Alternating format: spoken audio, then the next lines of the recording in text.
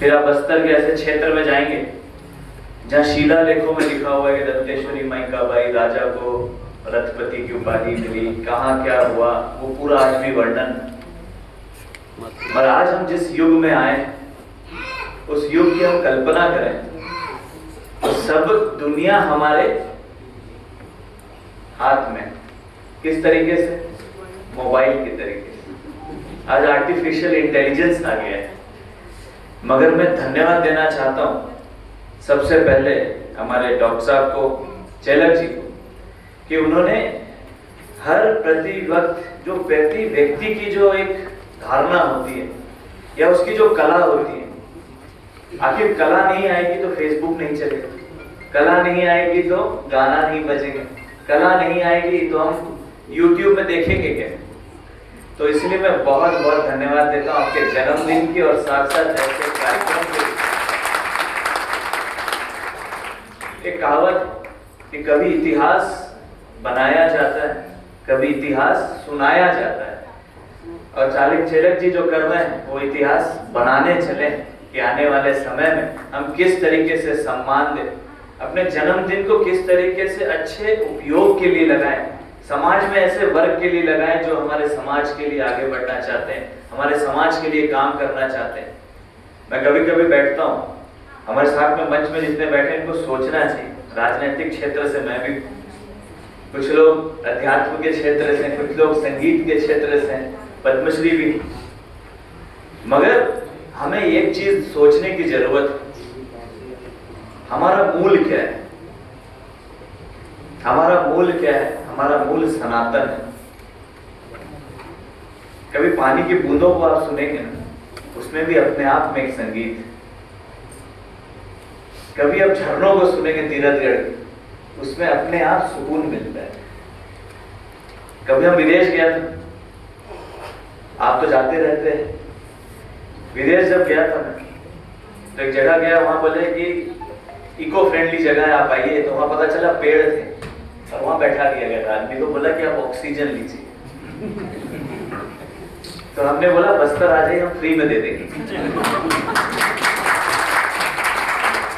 तो मैं ये सब उदाहरण आपको क्यों दे रहा हूँ?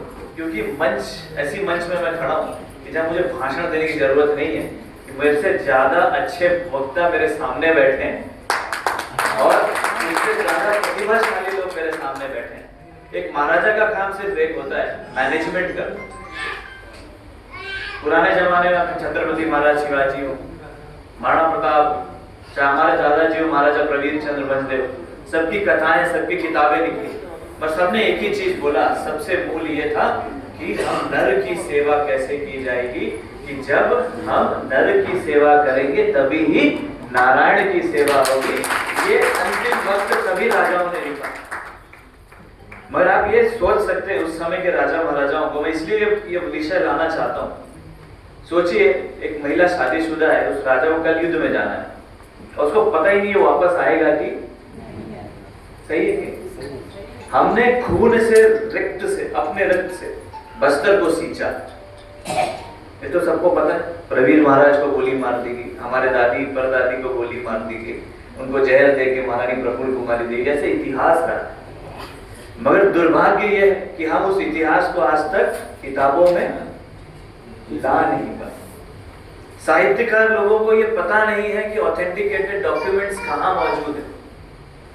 मुझे सौभाग्य मिला, चाहे सरगुजा रियासत हो, बस्तर रियासत हो, कांकेर हो, शक्ति हो, छुई खदान हो, सभी रियासत, सब राजा हम मिलते हैं, 16-17 हम हैं, हम सबसे मिलते हैं। मगर हमें कभी भी ये मिला नहीं, क्योंकि हमें उससे कोई चीज हमने लेने की कोशिश नहीं की। रियासतों से लेने की चीज क्या थी?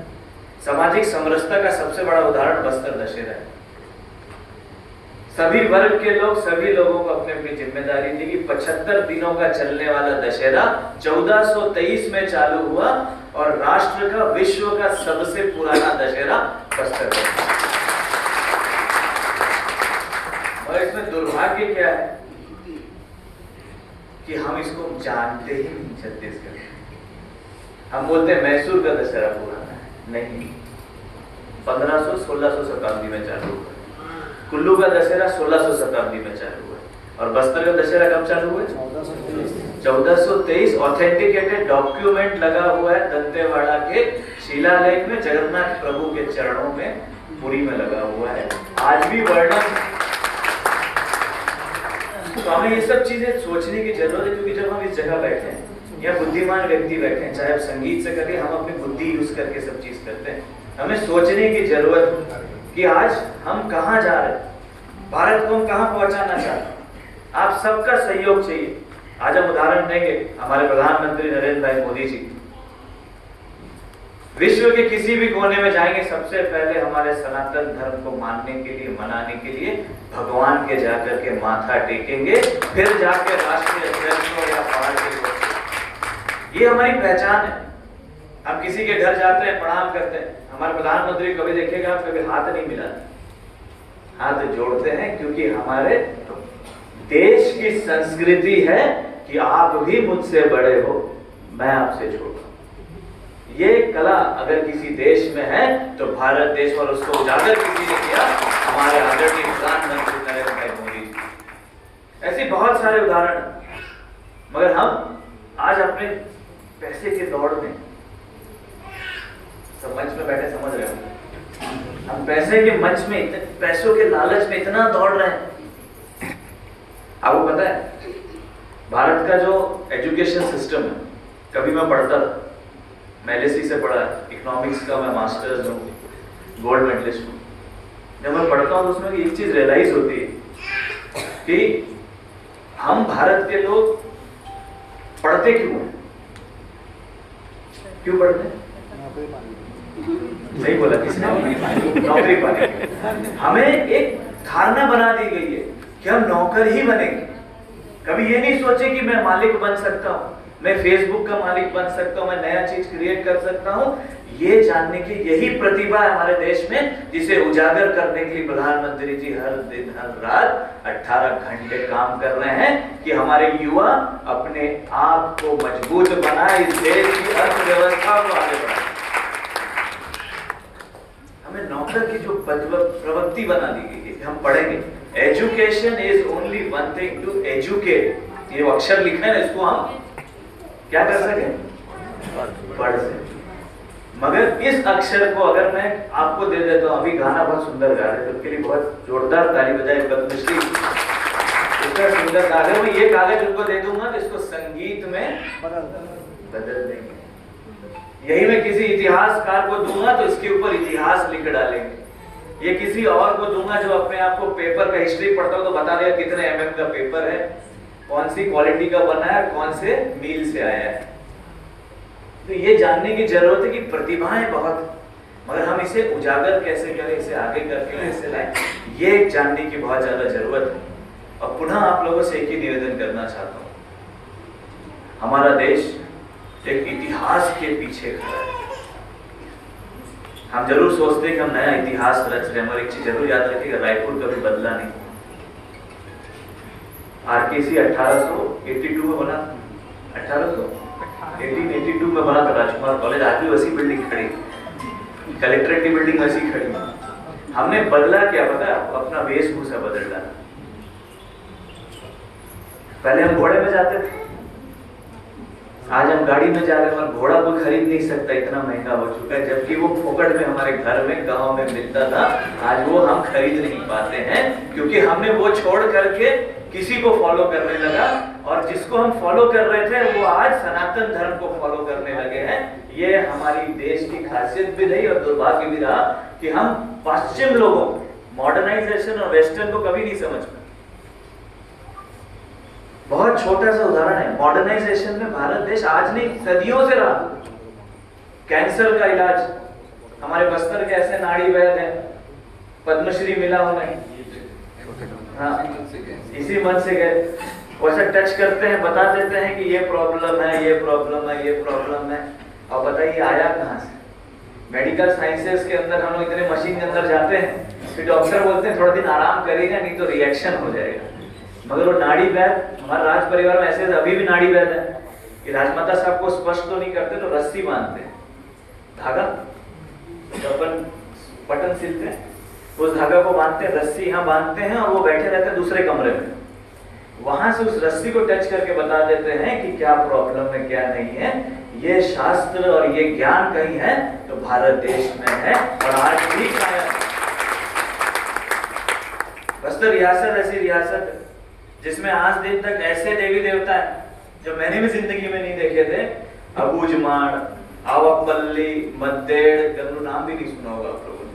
गंगलू का नक्सलाइटों के बीच में आ जाता होगा नाम, बाकी ऐसा नहीं सुना होगा। और ऐसी प्राचीन देवी देवता हैं जो सदियों पुरानी, एक साल, एक हजार साल पुराने देवी देवता हैं। आज भी उनकी पूजा अर्चना हो रही है और वही ताकत है जो हमारे सनातन धर्म को आज भी बस्तर में जागृत रखा है और आदिवासी समाज एकत्रित होकर के आज दिन तक बचा हुआ है। आपके छत्तीसगढ़ में कहीं भी जाता हूँ, चाहे रायपुर भी घूम लूंगा तो बस्तर आर्ट ही दिखता है, कहीं भी चले जाऊंगा तो बस्तर का नृत्य ही दिखता है। इसलिए क्यों? क्योंकि बस्तर रियासत के राजाओं ने उनका संरक्षण किया और साथ में मिलकर के बस्तर के विकास की चिंता करी। ये बहुत जरूरी है कि जब हम बैठे, हम कहीं रहते हैं तो बहुत जरूरी हो जाता है कि हम हमारी क्षेत्रीय भाषा बोले, क्षेत्रीय वेशभूषा पहने। इसी से ही हमारी पहचान है। आज मैं बस्तर का राजा हो सकता हूं, मगर सबसे पहला मेरा कर्तव्य क्या है? हमारे मातृभूमि की सेवा करना, हमारे क्षेत्र की सेवा करना, हमारी महातारी की सेवा करना, हमारे दंतेश्वरी माई की सेवा करना, महामाया की सेवा करना, यही हमारा मूल। इसको बहुत ज्यादा जरूरी है देखना। और साथ साथ हमारे साथ मंच में उपस्थित हमारे डॉक्टर साहब को बहुत बहुत धन्यवाद देते हैं कि आपने इतना अच्छा कार्यक्रम किया। साथ साथ मंच में बैठे हुए सभी, हमारे नाम लेने की जरूरत नहीं, सबने नाम ले लिया है। मंच में बैठे हुए सभी हमारे सम्मानित गण और सामने बैठे हुए जितने भी हमारे लोगों को जो सम्मान दिया गया, ये बहुत जरूरी, क्योंकि कहीं ना कहीं मुझे लगता है कि सम्मान से आदमी को प्रोत्साहन मिलता है, आगे बढ़ने की इच्छा मिलती है और लगता है कि मैं इससे और अच्छा करूंगा तो मुझे और अच्छा मौका मिलेगा। इसलिए बहुत जरूरी कि हम एक दूसरे को मिलकर के सहयोग करें, आगे बढ़ाने का संकल्प करें। और एक और अंत में ये बोलना चाहता हूं कि हमें एक और संकल्प लेने की जरूरत है कि आज विभिन्न लोग हमारे देश की परंपराओं को खराब करना चाहते हैं। सही है कि गलत है? और उसको ठीक करने की जिम्मेदारी किसी की है तो मेरी अकेले की नहीं है, ना ही किसी भारतीय जनता पार्टी और कांग्रेस की है। ये है तो हमारे समाज की है। हमें एकत्रित होकर के सबसे पहला कुछ होना चाहिए तो राष्ट्र प्रथम होना चाहिए, मैं दूसरे नंबर पे रहूं, ये संकल्प लेकर के हमें जीना चाहिए। इसलिए आपसे निवेदन करना चाहता हूं, हमारे राजकुमार कॉलेज में बहुत ही अच्छा स्लोगन है जो बचपन से पढ़ते आए, स्वदेशी पूज्यते राजा विद्वान सर्वत्र पूज्यते।